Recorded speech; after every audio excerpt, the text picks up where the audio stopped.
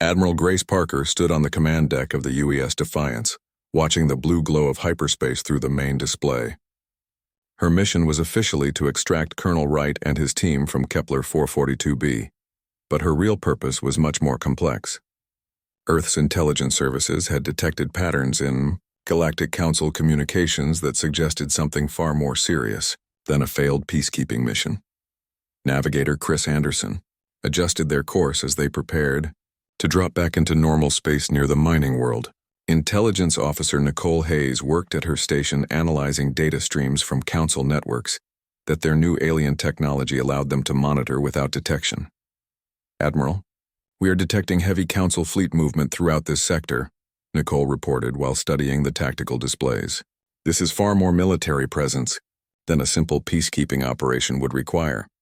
Grace had served in Earth's military for 20 years and had developed instincts about when situations were more dangerous than they appeared. The evidence from Wright's mission combined with the unusual Council fleet deployments suggested that humanity was facing something much worse than diplomatic tensions. "Chris, take us to the extraction point but keep our weapon systems ready," Grace ordered while moving to Nicole's station to review the intelligence data. "I want to know what all those Council ships are really doing out here." When the Defiance dropped out of hyperspace near Kepler 442b, they found a scene that confirmed Grace's suspicions. Council warships surrounded the planet in formation that looked more like a blockade than peacekeeping support. The alien vessels immediately moved to intercept the Earth ship with hostile intent. "This is Captain Vex of the Vorthak Peacekeeping Force," came the transmission from the planet's surface. "The human operatives are being detained for interfering with Council operations. Your presence here is not authorized." Grace activated the ship's communication systems and broadcast her response with authority that left no room for negotiation. "This is Admiral Parker of the Earth Defense Force. Colonel Wright and his team are under Earth protection. Any attempt to detain them will be considered an act of war against humanity." The Council ships held their positions but did not fire, creating a tense standoff that could escalate into the first battle between humans and aliens. Grace used the opportunity to deploy shuttles that landed near Wright's position while keeping her ship's weapons trained on the nearest Council vessels. Colonel Wright and his team reached the shuttles safely and were brought aboard the Defiance with the evidence they had gathered about the artificial nature of the mining conflict. As soon as they were secure, Grace ordered a retreat to safe distance where they could analyze what they had learned.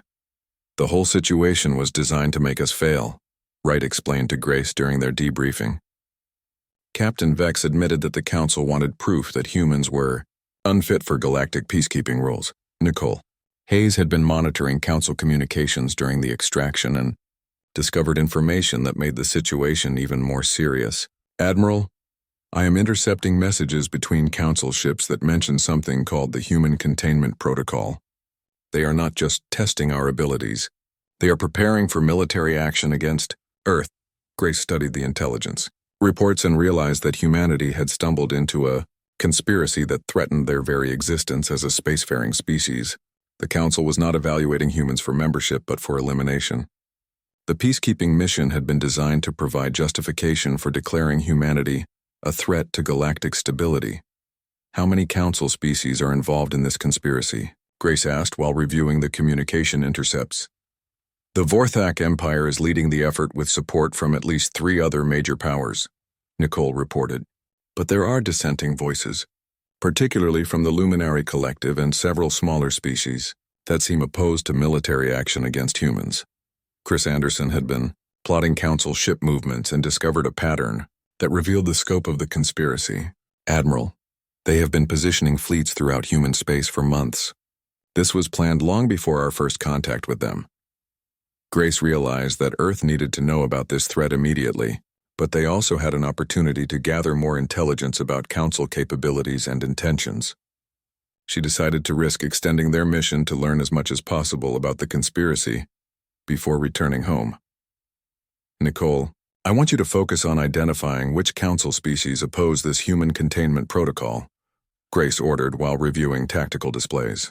"If there are alien factions that support humanity, we need to know who they are and how to contact them." Over the next several days, the Defiance conducted covert surveillance of Council operations while staying hidden in the outer system. They watched as more alien warships arrived and took positions that would allow them to strike at Earth's colonies quickly and efficiently. The intelligence they gathered painted a disturbing picture of the Council's intentions. Chancellor Crix of the Vorthak Empire was coordinating with military commanders from several species to plan what they called a preemptive strike against human expansion. The peacekeeping mission failure would be used to justify the action as necessary for galactic security. However, Nicole's analysis of communication patterns also revealed promising information about potential allies. Ambassador Zelina of the Luminary Collective had been arguing against military action and had been building support among smaller council species for a diplomatic approach to the human situation. The Luminari have been trying to establish direct communication with Earth through unofficial channels, Nicole reported to Grace. They seem genuinely interested in peaceful coexistence with humanity. Grace saw an opportunity to turn the conspiracy against itself by exposing it to the council species that had been manipulated by false information about human intentions. If they could prove that Crix and his allies were lying about human aggression, they might prevent a war that would devastate both sides. Prepare a data package containing all the evidence we have gathered, Grace told Nicole while beginning to formulate a plan. Include everything about the artificial mining conflict, the planned containment protocol, and the fleet positions. We are going to give the Luminary proof of what their fellow council members are really planning. The challenge was making contact with Ambassador Zelina without alerting Crix to their activities. Chris Anderson identified a Luminary science vessel conducting research in a nearby system that might be willing to receive their message. Grace decided to take the risk of direct contact. When they approached the Luminary ship, Grace transmitted the evidence package along with a message requesting urgent communication with Ambassador Zelina. The response came within hours as the light-based alien agreed to meet with the human admiral to discuss the Kai situation. The meeting took place in the space between the two ships with environmental suits allowing face-to-face communication. Ambassador Zelina's light form pulsed with patterns that Nicole's equipment translated as shock and concern as she reviewed the human evidence. This information confirms suspicions that some of us have held about Chancellor Crix's true intentions. Zelina communicated through the translation system. Many council members have been told that humans pose an immediate military threat, but your evidence shows that the threat has been artificially created. Grace pressed the advantage by offering to share additional intelligence about human defensive capabilities and peaceful intentions. Ambassador, humanity wants coexistence with other species, not conflict. We are willing to work with any council members who share that goal. Zelina agreed to carry the human evidence back to other moderate council members while warning Grace about the immediate danger facing Earth. Chancellor Crix plans to move against your worlds within days. He believes that swift action will prevent other species from interfering with his plans. As the meeting concluded, Grace realized that they had gained a powerful ally, but that time was running out for Earth.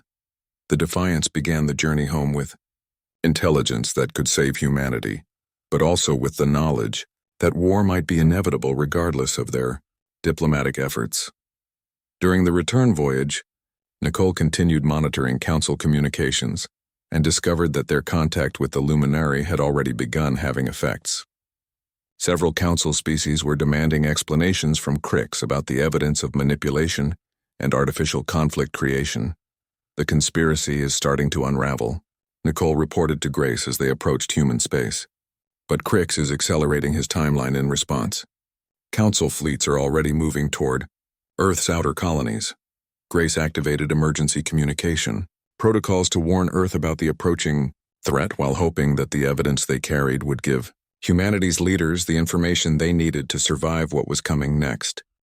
President Helen Carter stood in the White House Situation Room, staring at displays that showed Council fleet movements throughout human space. Admiral Grace Parker had returned from her intelligence mission, with evidence that confirmed Earth's worst fears about their new galactic neighbors. But the information also provided opportunities that could change the balance of power in their favor. General Pete Johnson reviewed tactical assessments, while Secretary of Defense Maria Rodriguez coordinated with military leaders around the world. The evidence from Kepler 442b had united Earth's governments in ways that decades of diplomacy had failed to achieve. Humanity faced an external threat that made their internal differences seem trivial by comparison. How long do we have before they can reach Earth? President Carter asked while studying the fleet position reports that Admiral Parker had gathered during her covert surveillance mission. Their advance forces could be here within a week, General Johnson replied while updating the tactical displays. Chancellor Crix has been positioning ships for months. This attack was planned long before our first official contact with the Council. Dr. Lisa Blake had been working with Earth's xenobiology teams to analyze communication patterns and cultural data from different Council species. Her research suggested that the conspiracy against humanity was not as unified as it initially appeared. The Luminari Collective represents 15 different species that have been manipulated by false information about human aggression, Lisa reported to the assembled leaders. Ambassador Zelina estimates that nearly 40% of Council members have been lied to about our intentions and capabilities. President Carter saw an opportunity to turn the Council's conspiracy against itself by exposing the truth to species that had been deceived by Chancellor Crix. Instead of waiting defensively for attack, Earth could take the initiative by launching their own information campaign to rally moderate alien factions. What do we know about these potential allies? Carter asked while reviewing the intelligence reports that Admiral Parker had brought back from her mission. Commander Ryan Torres had been analyzing Council communication networks and had identified several species that seemed increasingly uncomfortable with Crix's aggressive approach to the human situation.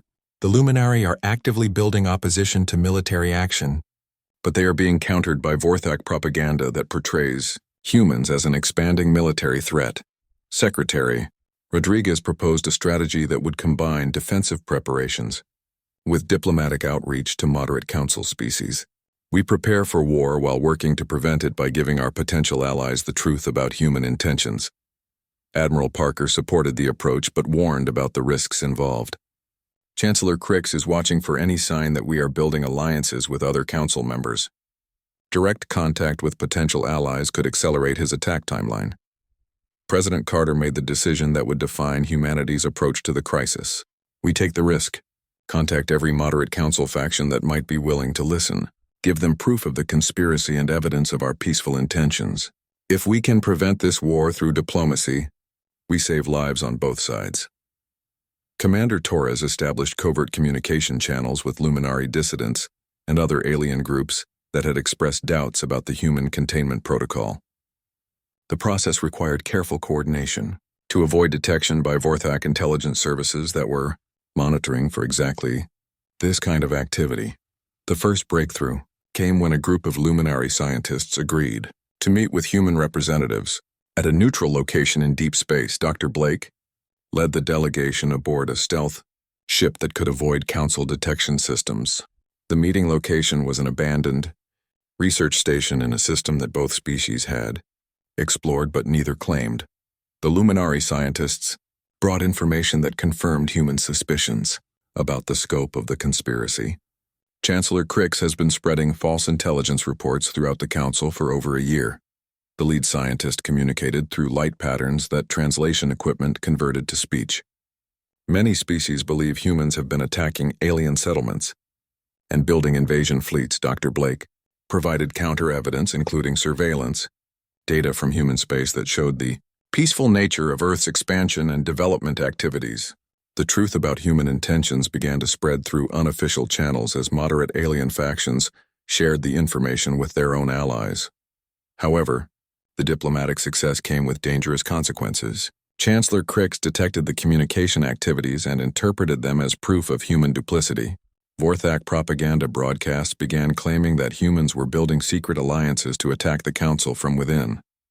The conspiracy is accelerating. Admiral Parker reported during an emergency briefing at the Pentagon. Our diplomatic contacts have convinced some aliens that we are peaceful, but they have also convinced Crix that we are more dangerous than he originally believed. General Johnson showed satellite imagery of Council fleets moving into attack positions around Earth's outer colonies. The military buildup was massive and would be difficult to defend against even with advance warning. They have enough ships to overwhelm our defenses through sheer numbers. President Carter faced the possibility that their diplomatic efforts had made war more likely rather than less likely, but she also recognized that they had gained something valuable. Nearly a dozen council species now questioned the official narrative about human aggression, and some were actively preparing to oppose military action. "How many alien allies can we count on if fighting starts?" Carter asked while reviewing intelligence reports about moderate council factions. Commander Torres had been analyzing communication intercepts and estimated that at least 20 council species would refuse to participate in attacks against humanity. "They may not fight alongside us, but they will not fight against us." That reduces Crix's available forces significantly. The situation reached a critical point when long-range sensors detected the main council fleet beginning to move toward human space. Chancellor Crix had apparently decided that further delay would only allow humans to build more alliances and strengthen their defensive positions. Admiral Parker requested permission to deploy Earth's fleet in defensive positions, but she also proposed a more aggressive strategy. "We have potential allies scattered throughout council space who are waiting to see what humanity will do. If we show strength and determination, some of them might be willing to take more active roles." Secretary Rodriguez supported Parker's assessment and recommended preparing for multiple scenarios. "We defend our colonies while simultaneously supporting alien groups that oppose the conspiracy. Turn this from a war against humanity into a civil war." Within the council itself, President Carter approved the strategy with full knowledge that it represented a massive gamble with the future of human civilization. "Contact our alien allies and coordinate our response. When Chancellor Crix attacks our colonies, we strike back at his supporters while protecting species that have helped us." The final preparations began as Earth's military forces moved to defensive positions and covert communication networks carried messages to alien allies throughout council space. Humanity was about to face its greatest test, but they would not face it alone. Dr. Blake established a communication center that maintained contact with moderate council factions as the crisis escalated. Reports came in of growing unrest within alien governments, as species that had been lied to began demanding answers from their leaders about the truth of the human threat. Several council members are threatening to withdraw from the organization if military action proceeds without proof of human aggression. Blake reported to President Carter during the final briefing before expected hostilities. "The conspiracy is creating divisions that could reshape galactic politics for generations." As council fleets entered human space and began approaching the outer colonies, President Carter addressed the nation and the world with a message that would also be broadcast to their alien allies. "We did not seek this conflict, but we will not surrender to it. Humanity stands with all species that value truth over propaganda and peace over conquest." The gathering storm was about to break, and the choices made in the next few hours would determine whether humanity survived as a free species or disappeared as a footnote in galactic history. 3 months had passed since Jake Morrison and his crew returned to Earth with news of the Galactic Council. The world had changed overnight when humanity learned they were not alone in the universe. Governments worked together in ways they never had before, and military leaders prepared for possibilities they had only imagined in science fiction stories. Colonel Danny Wright received his orders on a Tuesday morning while reviewing training reports at the Colorado military base. The mission seemed straightforward: lead a small human unit to the mining world of Kepler 442b and help resolve a conflict between two groups fighting over mining rights. It would be humanity's first joint operation with alien peacekeeping forces.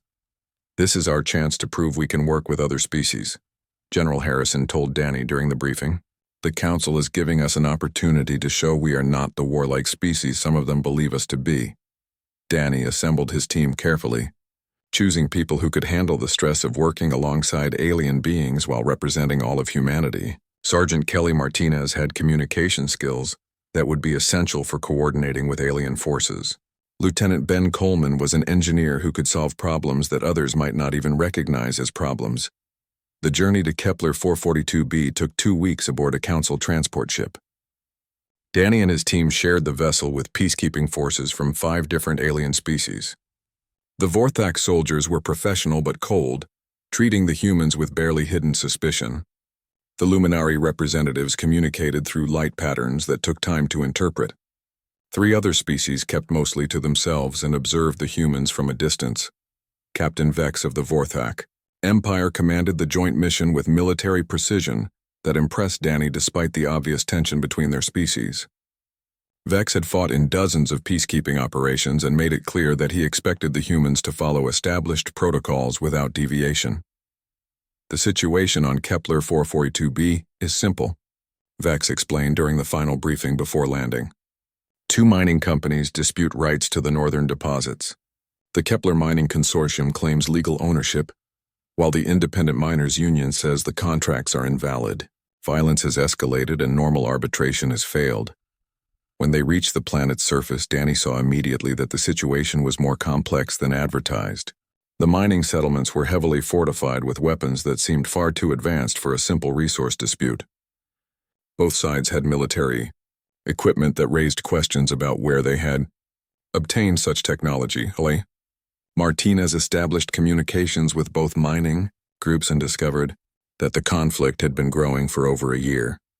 The Kepler Mining Consortium was backed by off-world investors, while the Independent Miners Union claimed to represent local workers who had been mining the area for decades. Something doesn't add up, Kelly reported to Danny after her first day of interviews. Both sides have stories that contradict each other in ways that suggest outside interference. The timeline of events doesn't match what we were told before we arrived. Ben Coleman spent his time examining the disputed mining sites and found evidence that supported Kelly's suspicions. The northern deposits contained rare minerals that were valuable throughout the galaxy, but his geological surveys showed massive untapped deposits in other areas of the planet. Colonel, there are enough minerals here to supply both groups for centuries, Ben told Danny while showing him survey data on his tablet. This fight over the northern sites makes no sense when there are larger deposits just 50 kilometers away that nobody is claiming. Danny began to suspect that the mission was not what it appeared to be.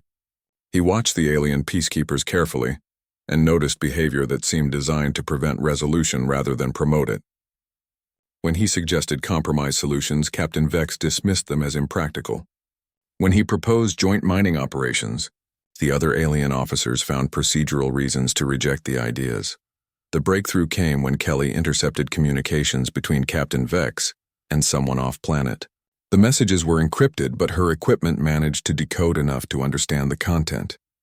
The alien peacekeepers had orders to ensure the mission failed, while making it appear that human incompetence was to blame. They set us up, Kelly told Danny while showing him the decoded messages. This whole situation is artificial. The conflict has been manipulated to create an unsolvable problem that will make humans look bad when we fail to resolve it. Danny realized they were facing a test that was designed for them to fail, but failure would have consequences far beyond this single mission. If humanity appeared incompetent at peacekeeping, the Galactic Council would have justification for excluding Earth from future operations or worse. We need evidence, Danny told his team during an emergency meeting in their quarters. If we can prove the manipulation, we can expose what's really happening here. Over the next few days, Danny's team worked to gather proof while appearing to follow normal peacekeeping procedures. Kelly expanded her communication intercepts and discovered that both mining groups were receiving instructions from the same source. Ben found evidence that the disputed mining sites had been artificially restricted to create scarcity where none should exist. The situation became dangerous when Captain Vex realized that the humans were investigating beyond their assigned roles. The alien peacekeepers began limiting human access to information and restricting their movements around the mining settlements. Danny knew they were running out of time to gather the evidence they needed. We have enough to prove manipulation, Kelly reported during their final night on the planet. The question is what we do with this information. Danny made the decision to confront Captain Vex directly rather than wait for the mission to end in planned failure. He requested a meeting with the alien commander and presented the evidence his team had gathered about the artificial nature of the conflict. Captain, Vex listened to the evidence without reaction and then fixed those golden Vorthak eyes on Danny, with an expression that could have been respect or hostility. You were supposed to fail this test, Colonel, right? The Council wanted proof that humans lack the skills necessary for galactic peacekeeping operations. And now? Danny asked while keeping his voice steady, despite the implications of what he had just learned. Now you have proven that humans are more dangerous than we believed, Vex replied. You see through deceptions that other species accept without question. You solve problems that were designed to be unsolvable. You adapt to situations in ways that we did not predict. The conversation was interrupted by the arrival of armed Vorthak soldiers who surrounded Danny and his team. Vex explained that new orders had come from the Council requiring immediate human detention for interfering with official peacekeeping operations. The mission report will state that humans disrupted established procedures and created additional conflict through their actions, Vex said while his soldiers moved closer to the three humans. Your species will be declared unfit for future peacekeeping roles. Danny realized that their success in uncovering the truth had made them more of a threat than their failure would have been. The test was designed to prove human limitations, but instead it had revealed human capabilities that worried the aliens even more than human aggression. You made one mistake, Danny told Vex while watching the alien soldiers prepare their weapons. You assumed we came here alone. At that moment, the building shook as Earth warships dropped out of hyperspace above the planet. Admiral Grace Parker's voice came through. Communication systems with authority that made even the alien peacekeepers pause. This is Admiral Parker of the Earth Defense Force. Colonel Wright and his team are under Earth protection. Any attempt to detain them will be considered an act of war against humanity. Captain Vex looked at his soldiers and then back at Danny, with what might have been grudging admiration. It seems humans are full of surprises, Colonel. The Council will need to reconsider their approach to your species.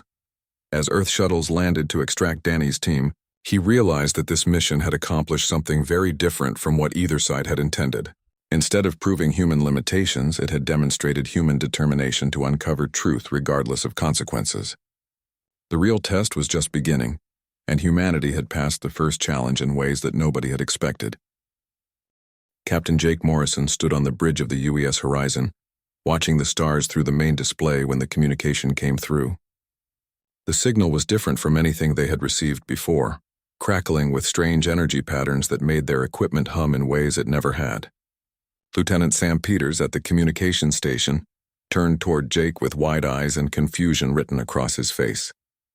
Sir, we are getting a transmission, but it's not from Earth or any of our colonies, Sam said while adjusting the controls to clear up the static. The signal is coming from somewhere beyond our mapped space. Jake moved closer to the communications panel and listened as the alien voice came through their speakers. The words were in broken standard English mixed with sounds that no human throat could make. The message was simple but shocking. Humans were invited to meet with something called the Galactic Council at a place named Nexus Prime. Dr. Lisa Blake, the ship's xenobiologist, had been studying star charts in her lab when the alert came through the ship's systems. She rushed to the bridge and arrived just as the message finished playing. Her face showed excitement mixed with concern as she processed what they had just heard. Jake, this could be the first contact situation we have been preparing for, Lisa said while looking at the data streaming across her tablet. But something feels wrong about this. Why now and why us? Commander Ryan Torres emerged from the tactical station where he had been running defense simulations. His military training made him suspicious of anything that seemed too convenient or came without warning. He studied the signal data and frowned at what he saw. The message came from a direction where our long-range sensors show massive energy signatures. Ryan reported to Jake. Whatever sent this has technology far beyond ours. We need to be careful. Jake looked at his crew and made the decision that would change everything for humanity. They would go to this meeting, but they would go prepared for anything. The horizon changed course toward the coordinates given in the message and began the longest journey any human had ever taken. 3 days later, they arrived at Nexus Prime and saw something that took their breath away. The space station was larger than any city on Earth, spinning slowly in the darkness between stars. Ships of designs they had never imagined moved in and out of massive docking bays.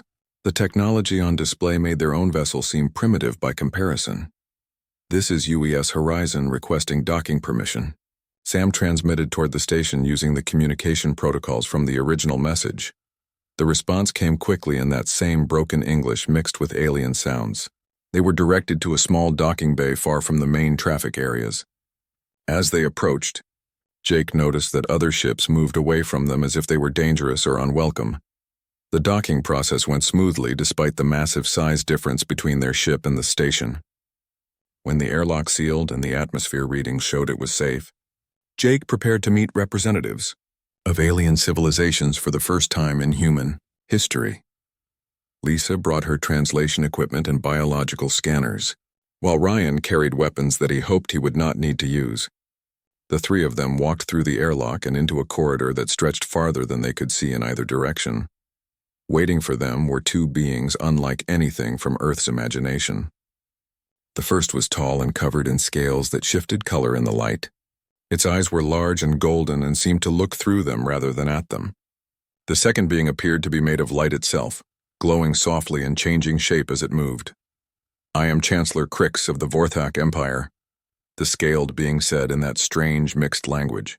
"This is Ambassador Zelena of the Luminari Collective. You are the humans we have heard about." Jake stepped forward and tried to hide his amazement at meeting alien life forms. "I am Captain Jake Morrison representing Earth and humanity. These are Dr. Lisa Blake and Commander Ryan Torres. We received your invitation and came as requested."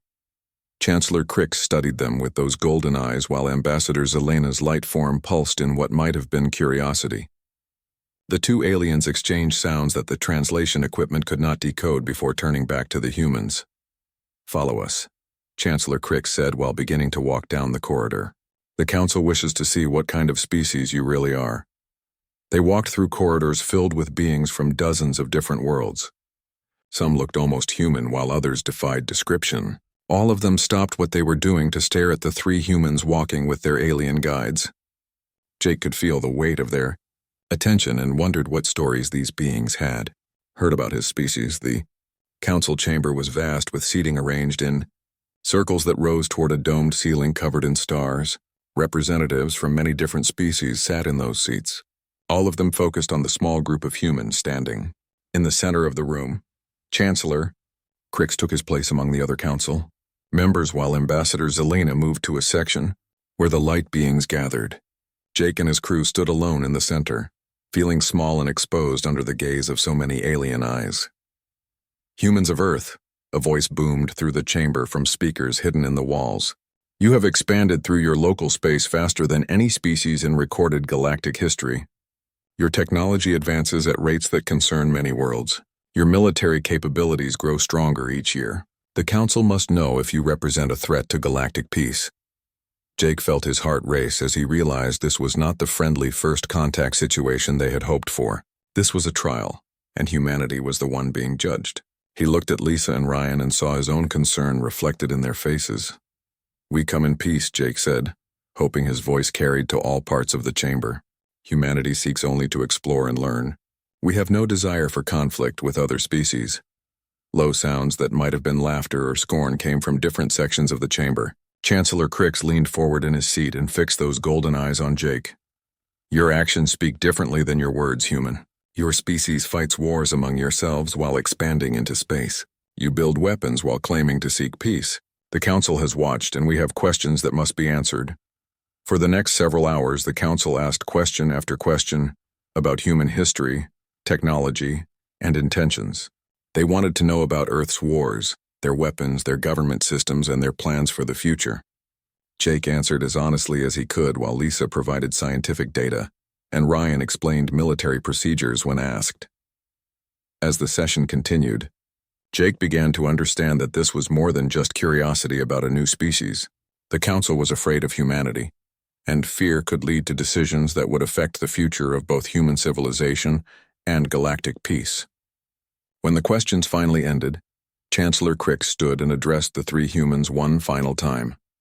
"The Council will consider what we have learned today. You will remain on Nexus Prime while we deliberate. Quarters have been prepared for you. Tomorrow we will give you our decision about humanity's place in the galaxy."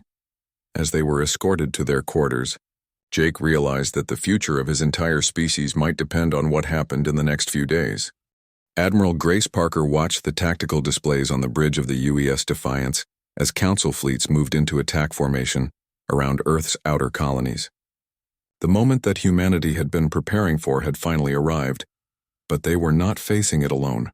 Across the galaxy, alien allies were preparing to support the human cause in ways that Chancellor Crix had never imagined possible.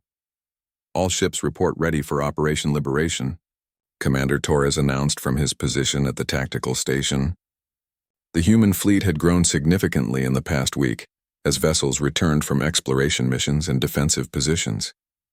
More importantly, they had been joined by ships from 12 different council species that had chosen to stand with humanity against the conspiracy. Captain Jake Morrison commanded the upgraded UES Horizon at the head of a mixed task force that included human vessels alongside luminary light ships and vessels from other allied species. His crew had been expanded to include alien officers who brought their own expertise to the mission. Dr. Lisa Blake served as liaison between human and alien personnel, while Lieutenant Ben Coleman had learned to operate hybrid technology that combined the best of multiple species. This is Admiral Parker to all units. Grace broadcast across the fleet communication network. Today we fight not just for human freedom, but for the principle that truth matters more than propaganda. We show the galaxy that cooperation beats oppression. The battle began when Chancellor Crix's forces opened fire on the mining colony at Kepler 186c. The attack was intended to be a quick demonstration of council power, but the human response surprised everyone.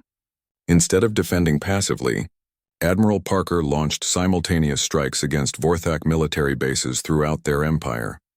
Captain Morrison led his task force in an assault on the Vorthak command center at Nexus Prime itself. The station where humans had first encountered the Galactic Council would become the symbol of their fight for galactic freedom. His mixed crew worked together with efficiency that amazed even themselves as human adaptability, combined with alien expertise. Defensive systems are stronger than expected, Lieutenant Coleman reported while analyzing the station's defenses. But they are designed to stop conventional attacks. Our approach is anything but conventional. Dr. Blake coordinated with Luminari, allies who used their light-based technology to disrupt the station's power systems, while human forces exploited the resulting confusion to penetrate the outer defenses. The cooperation between species that had never worked together before proved more effective than anyone had predicted. Meanwhile, Admiral Parker directed fleet operations from the Defiance, while managing a complex campaign that spanned dozens of star systems. Human forces struck at Vorthak installations while protecting allied species that had declared their opposition to the conspiracy. The war quickly evolved from an attack on humanity into a galactic civil war. Reports coming in from across Council space, Commander Torres announced while monitoring communication networks. At least 30 species have declared neutrality and withdrawn from Council military operations. 10 more have actively joined our coalition. The turning point came when Commander Ryan Torres broadcast evidence of Chancellor Crix's conspiracy across the entire galactic communication network. The proof of manipulation and artificial conflict creation sparked uprisings on dozens of worlds where oppressed species had been waiting for someone to lead them against corrupt leadership. President Helen Carter addressed the new coalition from Earth with a message that reached every corner of the galaxy. We did not seek to lead this fight, but we will not abandon those who seek freedom from tyranny. Human principles of equality and justice are not just for humans. On Nexus Prime, Captain Morrison's assault force had penetrated to the council chambers, where Chancellor Crix had barricaded himself with his remaining loyal forces. The battle for the station's control center became a symbol of the larger conflict as species that had been enemies worked together against their common oppressor. Surrender, Chancellor, Morrison broadcast as his forces surrounded the council chamber. Your conspiracy has been exposed and your allies have abandoned you. End this before more beings die for your lies. Crix's response came in the form of a final desperate attack that targeted civilian areas of the station. The Vorthak leader seemed determined to cause maximum destruction rather than accept defeat. However, his own species began to turn against him as evidence of his deception spread throughout the Vorthak Empire. The end came suddenly when Captain Vex, the same Vorthak officer who had tried to ensure human failure on Kepler 442b, led a group of his own people in arresting Chancellor Crix. The aliens, who had been manipulated into fearing humanity, now worked alongside human forces to restore order. Colonel Wright was right about humans, Vex told Morrison as they secured the council chamber. Your species sees solutions where others see only problems. Perhaps that is what the galaxy has been missing. As fighting ended throughout Council space, the scope of the victory became clear. The conspiracy had collapsed not just because of military defeat, but because of the moral example that humanity and their allies had provided. Species that had been enemies for centuries were working together to build something better than what had existed. Before Admiral Parker coordinated the establishment of temporary governments on liberated worlds, while human engineering teams worked alongside alien specialists to repair damage from the conflict. The cooperation that had won the war continued into the peace as former enemies learned to work together. Dr. Blake found herself at the center of efforts to establish communication protocols between species that had never been able to work together effectively. Human diplomatic techniques that emphasized understanding rather than domination proved effective at resolving conflicts that had seemed impossible to solve. We are receiving requests from over 100 species asking to join the new alliance, Blake reported to Admiral Parker during a strategy meeting on Nexus Prime. They want to be part of whatever we are building to replace the old Council system. The new Galactic Alliance that emerged from the conflict reflected human principles while respecting the diversity of its member species. Instead of the rigid hierarchy that had characterized the old Council, the Alliance emphasized cooperation and mutual support between equals. President Carter traveled to Nexus Prime for the signing ceremony that established the new government. Representatives from nearly 200 species attended the event that marked the end of the old order and the beginning of something unprecedented in galactic history. Humanity did not seek to lead the galaxy, Carter said during her address to the assembly. We sought only to be free to exist alongside other species as equals. The alliance we build together will reflect the best qualities of all our civilizations. The ceremony concluded, with Captain Morrison and Dr. Blake receiving assignments that would have been impossible to imagine just months earlier. They would lead joint exploration missions that included representatives from dozens of species working together to discover what lay beyond the known galaxy. As the UES Horizon departed Nexus Prime, with its mixed crew of humans and aliens, Morrison reflected on how much had changed since that first mysterious message had reached them in deep space. Humanity had been tested and found worthy not through conquest but through the courage to stand for principles that transcended species, boundaries. The stars ahead held mysteries that would require the combined knowledge and abilities of many species to explore safely. For the first time in galactic history, those species would face the unknown together as allies rather than competitors or enemies.